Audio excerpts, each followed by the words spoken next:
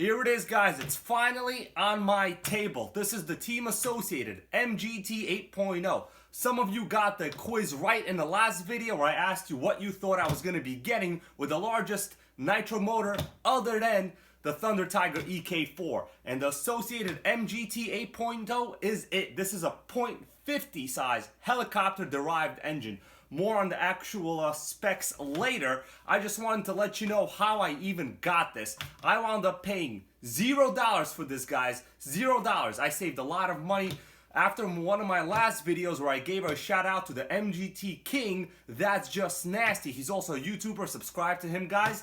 He literally was the one that put me on the path to this Associated MGT. As it turns out, a really nice viewer reached out to me and asked me through email if I wanted to have his Associated MGT. And of course, the Nitro Gang never turns down a member. So guys, welcome one of the most epic, discontinued, unfortunately, Nitro monster trucks to the Nitro Gang.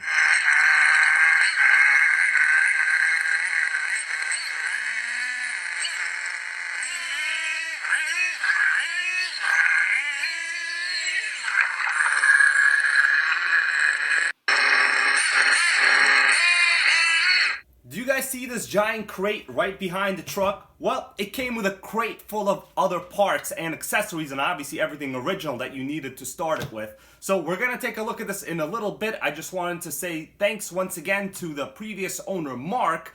You've made me and the Nitro Gang very happy. We now have one of the biggest Nitro monster trucks that money could have ever bought at the time. From my understanding, this model came out in 2008. And this was basically the one right before they discontinued the entire MGT line, unfortunately, and I'm sad to say, because everything since then has gone the full E word, and the Associated now really is kind of just mostly making electrics. Now, of course, I think they still make some nitros, but they're really not known for that anymore. This is probably the last effort that Associated made in the nitro segment, and I gotta say, it looks to have been pretty successful. These things are highly desirable. There are a couple for sale on eBay and they go for some pretty good money. But, you know, as with any Nitro RC, they require pretty extraordinary maintenance, a lot of know-how, and a lot of skill. This particular one, if you're looking at it, just know these are not the original wheels. You know, before we discuss anything, I just want to talk about these wheels. These are known as the Proline Big Joe's 40 series. I'm not quite sure what 40 series refers to. Maybe it's some kind of size, diameter, spec of the wheel or not. But these are not the original wheels. So the MGT 8.0 did have specific wheels. I'm going to show you a picture here. But these are like the bling style of the wheel world at that time. If you guys remember, in like the early and mid 2000s, it was really popular to put, you know, giant chrome wheels on the Cadillac Escalade that you probably could not afford. But, you know, you had to get the Caddy Escalade because you had no choice. You had to fit in with, like, people that were 50 cent in their mind, right? What I want you to do right now is just stop. Let them keep spinning, baby. I'm riding spinners. I'm riding spinners. They don't stop. I'm riding spinners. I'm riding spinners. They don't stop. I'm riding spinners. I'm riding spinners. They actually sell spinners for these. I don't know if you guys remember this also, man. I like a lot of old car things, so back then people used to put spinners on their wheels, so when you were driving and then you would stop, the actual rim, the outside, would have a little disc and it would spin. Man, the effect was super freaking cool. I love those things. And guess what? They sell spinners for this 40 series wheel. So if you want to see me get those, they're like these cool chrome blades. So when you stop driving, you know, you're going to have a metal disc here that's going to be chrome and bling, and it's going to remain spinning. I always wanted those. It's just so cool, and pretty much no one even knows what those are, that they even existed. But if you want to see me get those, put in the comments. I might consider it, you know. They're not cheap to come by. I'm going to have to buy 2 sets, so it's probably going to cost me over 50 to 60 bucks. So, I don't know what the ratio of likes to money is on YouTube, but either way, figure it out. I'm still going to get it because it's just something that I would have done myself if I had the means and ability back when I was a kid when this thing was first out on the market. let's take a look at the chassis. Now, the first thing I notice on the body, you have this really interesting design here where you don't need any body clips to remove the back. So you have these little push things, you squeeze them, and the body comes out like that. You only have 2 body clips in the front that you need to use. So pretty interesting. There were models that had flags here in the back. This does not appear to be one of the flag models. So basically just go like this, lifts out, it centers itself. Very easy. This is like years before the integrated mounting system on the X-Max came out. Other than that, the body's pretty much typical Lexan, nothing else to see here.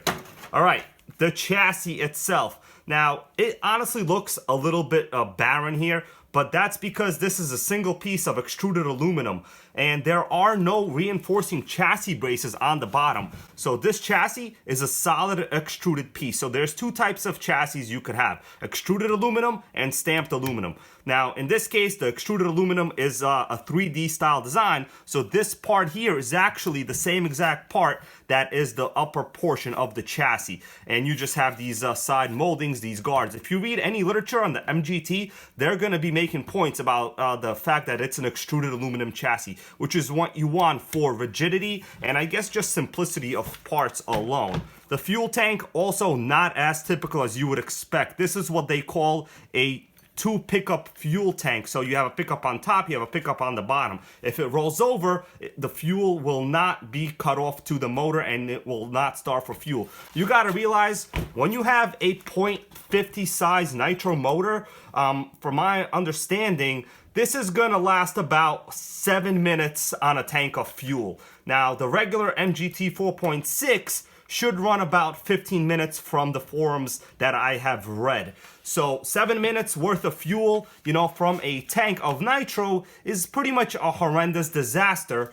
Greta, the climate activist, would pretty much be pissed at me. Another really cool element I like that Associated uses are these primer bulbs. So basically just press it like this. There's still some old nitro fuel in here, so I'm not gonna be doing it too much. And this is gonna prime the motor. You don't have to plug the exhaust with your finger like this. You don't have to hold the carb or nothing. Just, prime the fuel and it goes straight into the motor. Using the fuel primer on the fuel line itself is a great idea because a lot of times when primers are on the tank over time, they eventually develop air leaks, which is common. Transmission-wise, this thing has a 2-speed automatic forward reverse, which is fairly common for a monster truck. They generally always have that. Now, keep in mind, this engine here is very similar to the Thunder Tiger EK4 Pro .70 BX because Thunder Tiger acquired Team Associated in 2005 and this truck was produced after. So, the EK4 had a helicopter engine. This has a helicopter engine. Now, the problem with those is they are relatively low RPM. I do not expect this motor to give more than, I would say, 15,000 RPM from everything I've read. So Team Associated really had to do a lot of work on the gearing. So, they've adjusted the gears in the 8.0 model to pretty much, reflect the low RPM. So the transmission here is not at all the same as in the other MGT models. So don't even think about that. Next thing I notice is the super huge pipe in the back here. Guys, this pipe is literally the width of the entire chassis. So just because this engine has so much displacement, it's a .50, you obviously need a giant expansion chamber, and it's got a pretty cool looking stinger, goes out the back, typical flexible type of thing here. Look at the spur gear, full metal. Clutch shoes, 4 aluminum clutch shoes inside. Now, take a look at this oversized clutch bell. This is probably the largest clutch bell I've ever seen on a, 8th scale RC. Generally, they're smaller and they're pretty typical in size and design, but this is actually really nice. The spur gear here is supported by a pretty beefy looking metal mount. Hiding in the back bumper here, you have this tiny little wheel, but apparently this thing has so much torque that, this needs it just to center itself. Now, how effective is it? We're gonna find out, but from the videos I've seen, this thing is a wheelie monster. It's just got so much low-end torque. The suspension itself on this is really, really smooth. I have not done any work at all to it, but if you're looking around the shocks, you're gonna notice that yes, this is really similar to the original T-Max. This is really similar to the Savage, and the fact that it's using 2 shocks per wheel, so you have a total of 8 shocks all around. what's unique and interesting about this is this side oil reservoir. I'm not quite sure to what extent this actually does anything, or if this in fact is a real oil reservoir, but I mean, I've seen stuff like this used on cars where they have separate, additional capacities for fluid, which in this case is oil, and that should somehow provide extra dampening. We're gonna take a look in one of these shocks later on, but really interesting design. I know Integy, which is a really popular aftermarket manufacturer of shocks, they also have a design with a side reservoir for oil just like here. So we're gonna look at this later. I'm actually interested in myself to learn about this too. Electronics here, nothing that exceptional. You do have battery in here. This is the battery box. It's rechargeable, so that's actually pretty useful. We're gonna check out the condition of that later. You have throttle servo, you have the reverse shifting servo, which are normal, but the steering servo is a high torque servo and it makes a good amount of torque. This video here is just the intro. We're not gonna go into deep history here. There is so much to talk about. Not only this model, but the predecessors that first started when they came out. The first Associated MGT, which had a .21, then you had the 4.6, and then you had the 8.0 here. You also had a 3.0, which is a 10th scale. Now it's time for the NitroGang's member recognition ceremony. His first name is Nitro, last name is Mike. His teachers don't understand why Nitro comes first. Well, Nitro Mike does. He is a member based out of the Netherlands. He runs nitros all day long, eats, sleeps, and drinks nitros. In fact, when he gets a blood test just like me, they tell him you got nitro in the veins, Nitro Mike. He's recently competed in an off-road race. He's running an 8th scale Kyosho Truggy with a .21 big block engine. He did a lot of work on that chassis, upgraded the clutch belt, and I know that he did a good job. There were a lot of other 5th scale competitors here. I'm going to put a couple clips from his video.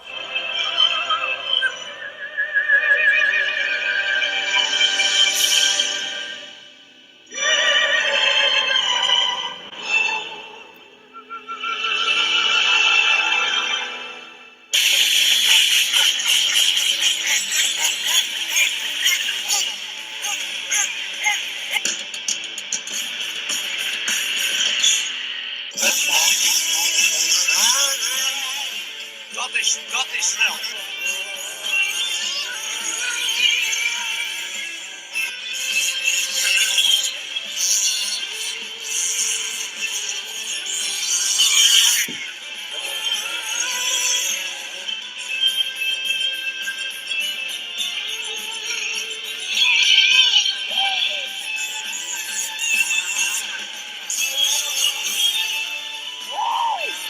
Make sure to support your Nitro and Gas RC gang members around the world. If you think you should be in a video shout out, send me your Nitro or Gas RC footage. I will make sure to put you in a clip and get you the proper recognition you deserve. You just moved up to level 2. You no longer have to do gang member crime activities outside of the fence. You could come in the house now. Later.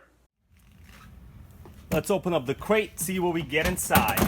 This is sometimes the funnest part. You never know what goodies you're gonna get. Man, check that out, guys. Oh yeah, I see a lot of fun stuff in there already. Let's look it up close.